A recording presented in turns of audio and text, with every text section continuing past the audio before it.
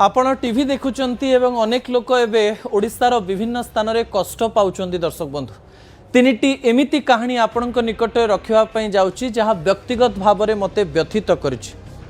वर्षा आसे बन्या हुए, सेई बन्या अनेक लोकंकर स्वप्न को चुरमार कर दे चली जाए। से स्वप्न पुणी थरे ठिया हवा पई समय लगे। दर्शक बंधु द्वितीय प्रसंग टीवी स्क्रीन को आनिबा पई अनुरोध करी। जो घटनाटी मते दुख देछि, पानी पशिला पढ़ी केमिति। सुवर्णपुर एमिति एक विजुआल जहा अनेक लोकं को व्यथित करिवो। दर्शक बंधु किए जानिथिला एते जोरे वर्षा हबो। अनेक लोक या कहूतिले जे गणमाध्यम रे कुआ जाउछि एलनिनो आसीबो, वर्षा हबोनी, किंतु वर्षा आसीबो घरे पानी पशि जिवो, मु पढ़ी परिबिनी। ए कहानी ए झियोटी विश्वास करि पारुनी, किंतु मनरे दंभ रहिछि।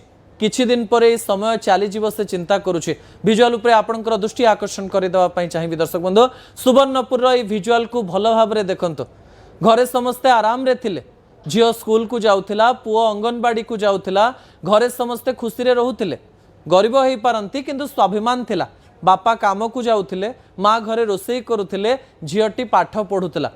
हठात वर्षा हैला एवं गोटे दुई दिन परे बन्या पानी घरे पशिगला।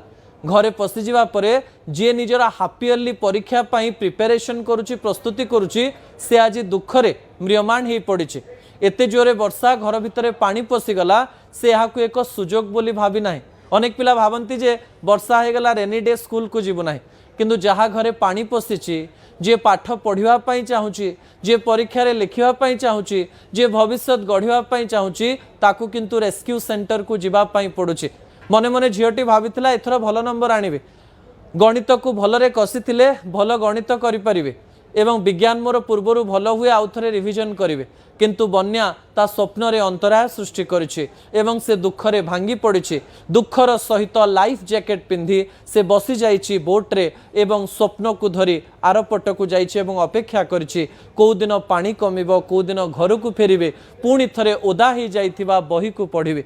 सेमती आउ दुईटी कहानी आपणक निकट रखिबी। दर्शक बंधु ता परवर्ती प्रसंग टीवी स्क्रीन को आनिबा पई अनुरोध करिबी। प्रसंगटी होछि पानी रे खेलनी जीवन जीव।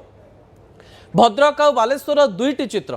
आज्ञा पानी रे आपण आपणकर ओभर कॉन्फिडेंस बा अधिक आत्मविश्वास देखांतु नाही।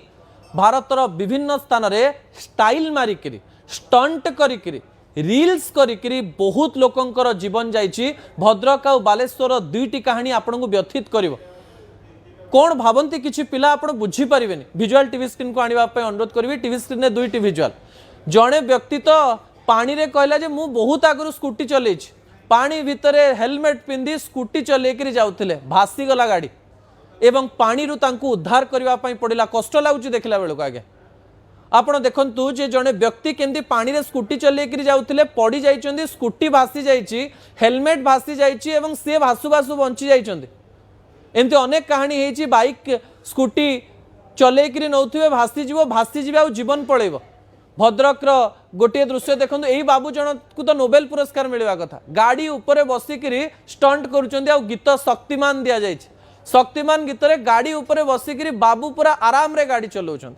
गाड़ी टिके एपट सेपट हो ना, शक्तिमान केतेबेले सब पालटी जीव से जानी परिबो नाही। विजुअल देखंतु आपण।